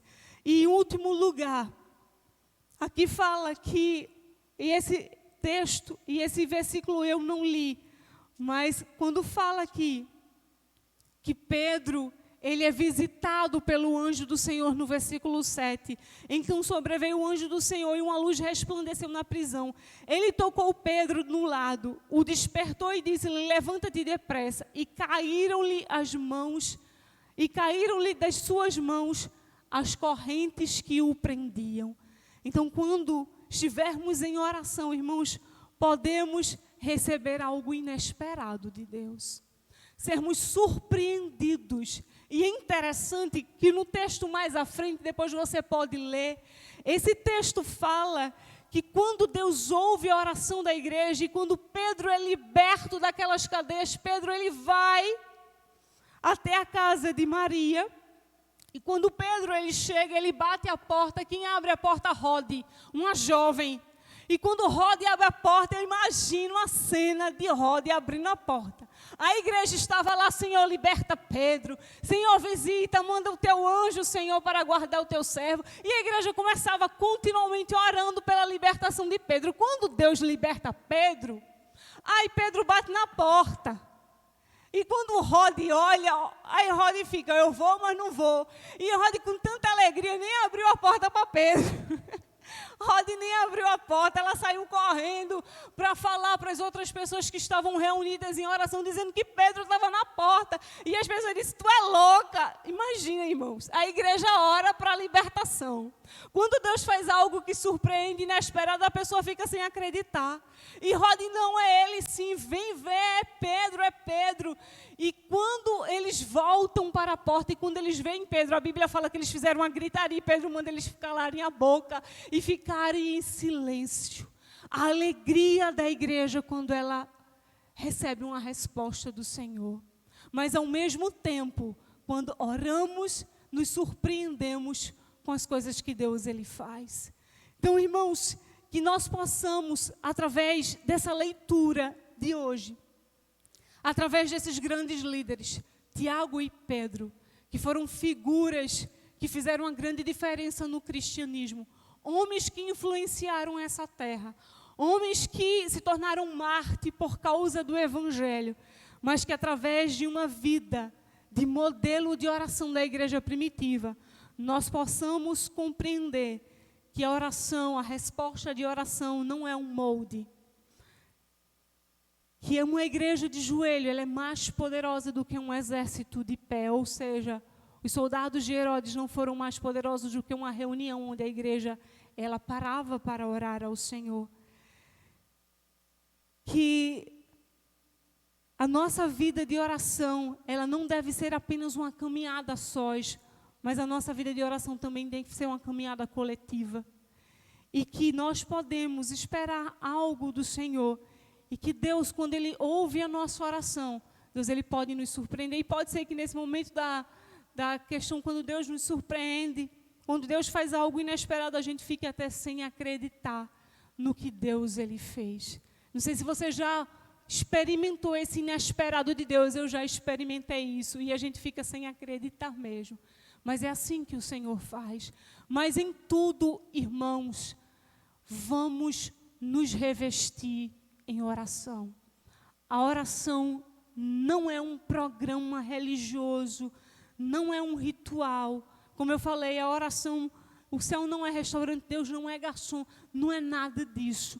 A oração é algo que eu preciso, que eu necessito e que eu preciso investir tempo nisso.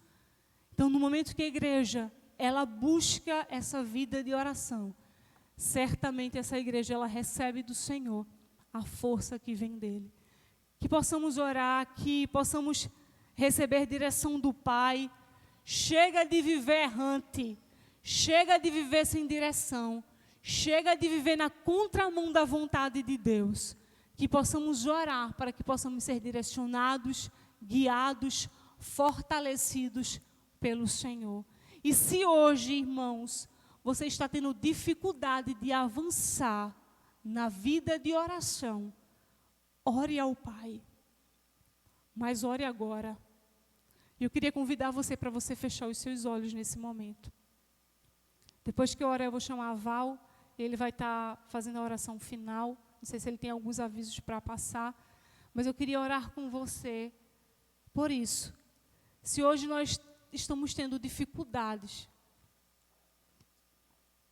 de exercer uma vida contínua de oração, que nessa noite o Senhor venha nos ajudar. Pai, nós queremos te agradecer, Senhor. Queremos te agradecer por essa noite, queremos te agradecer por esse tempo.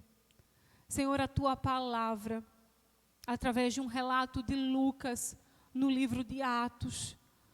Ó Deus, nos faz vislumbrar, se alegrar, mesmo em tantas dificuldades, mesmo em meio a uma severa perseguição, mesmo em meio a um tempo de angústia, de apreensão, de ansiedade, de medo que a igreja viveu, Senhor. Mesmo assim, a Tua palavra diz que foi uma igreja que não deixou de existir.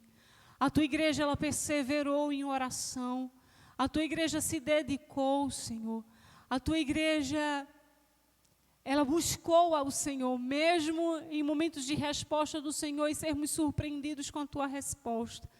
Mas a Tua igreja, ela Te buscou com as suas falhas, com as suas limitações, Senhor. Nós colocamos as nossas vidas diante do Senhor. Se estamos vivenciando, Deus, um tempo de apatia, se estamos vivenciando um tempo, Senhor, difícil, se outras coisas dessa vida têm roubado de nós a atenção a esse investimento, Pai, em nome de Jesus eu Te peço, nos ajuda a retornar, nos ajuda a resgatar, nos ajuda, Senhor, a nos manter firmes em oração de maneira constante e fervorosa. Nos ajuda, Senhor, a ampliar esse tempo de oração em nossas vidas, mas que não seja, Deus, algo que é algo religioso, como um ritual diário que nós possamos viver, ó Deus, experimentar, mas que esse tempo, essa vida de oração, Senhor, ela se torne algo constante, diário, Senhor. Ajuda a Tua igreja, fortalece a Tua igreja nesse tempo, fortalece as nossas vidas, nos desperta isso, Senhor, para que possamos estar juntos de alguma forma, até mesmo através de algo online, lives, plataformas, mas ajuda a Tua igreja a orar, Senhor, ajuda a Tua igreja a estar junto, ajuda a Tua igreja, Senhor, a um compartilhar com o outro, ó Deus, os seus motivos, os seus anseios, ó Deus, nos une, Senhor, na oração, porque nós precisamos disso, eu necessito disso. Ajuda a Tua igreja, Senhor. Eu Te peço nessa noite que os nossos corações eles sejam capturados pelo Senhor. Eu Te peço, Senhor, que aqueles que estão com seus corações distantes de Ti, eles possam se achegar novamente ao Senhor pelo poder do Teu Espírito, pela visita do Teu Espírito, pela intercessão da Tua igreja. Nos ajuda a sermos intercessores, nos ajuda a sermos pessoas que estão na brecha, Senhor. Ajuda-nos a sermos atalaias, aquelas pessoas que buscam a Ti e que oram de uma maneira constante. Que isso não seja roubado de nós, Senhor. Que isso não venha se tornar um fim em nossas vidas, mas que nós possamos resgatar esses princípios da igreja de Cristo, da igreja do Senhor, da igreja do Deus vivo. Nos torna, Senhor, igrejas avantes, igrejas que progridem, igreja, Deus, que se fortalece no Senhor, não uma igreja que retrocede, não uma igreja morta, não uma igreja sem vida, sem dinamismo, mas que o Senhor possa acender em nós, através do Teu Santo Espírito, esse fogo, essa chama, Senhor, esse ardor, esse fervor. Te pedimos nessa noite, Senhor, que Tu visite aqueles que nesse momento estão enfrentando esse tempo de frieza espiritual. Espírito Santo de Deus, visita os Teus filhos e traz ânimo nesse tempo difícil que estamos enfrentando. Tempo, Senhor, de inseguranças, de incerteza, de incredulidade, mas que a Tua igreja, ela possa triunfar com o Senhor, que a Tua igreja, ela possa olhar para o Senhor e assim ela ser fortalecida pela Tua poderosa mão. Obrigada, Senhor, por esta noite, obrigada por Tua palavra, nós Te agradecemos e oramos ao Senhor em nome de Jesus. Amém. Val.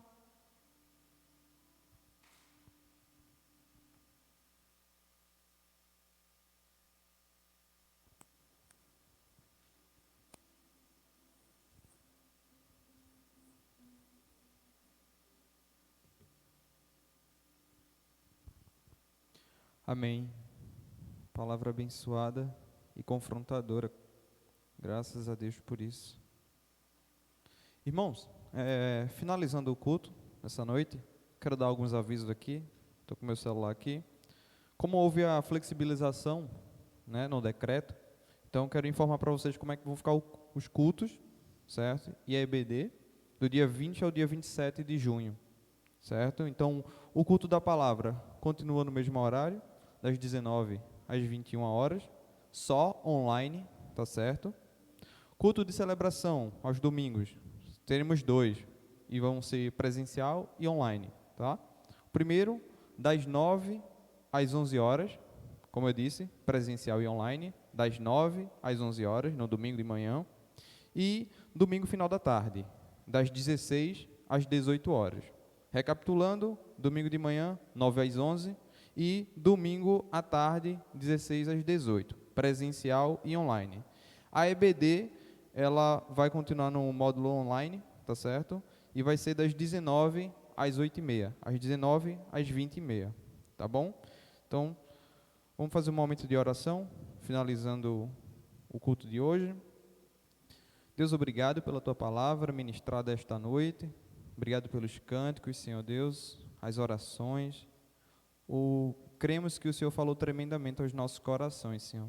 Todas essas palavras que vêm para nos confrontar, temos certeza que através do Teu Espírito Santo, o Senhor tem rasgado as nossas mentes, nos direcionado, nos fazendo ver, reconhecer a necessidade que temos de orar, tanto de forma pessoal quanto de forma coletiva com toda a Tua igreja.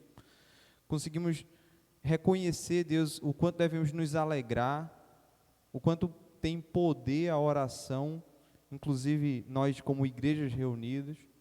Então, queremos te agradecer pela mensagem que o Senhor trouxe essa noite a nós, através da nossa irmã Luana. Queremos te pedir, Senhor, nos ajuda nessa continuidade da semana a realmente meditar sobre o que foi dito, se necessário voltar aqui, ouvir, ver essa mensagem de novo através da plataforma online, para que isso não fuja às nossas mentes, Senhor Deus. Nos ajuda a meditar sobre essa questão, nos ajuda a realmente priorizar isso, Deus, para a honra e para a glória do Teu nome. Nos despede em paz para as nossas casas e aqueles que estão em suas casas, que o Senhor os guarde do mal, Senhor. Em nome de Jesus Cristo. Amém, irmãos.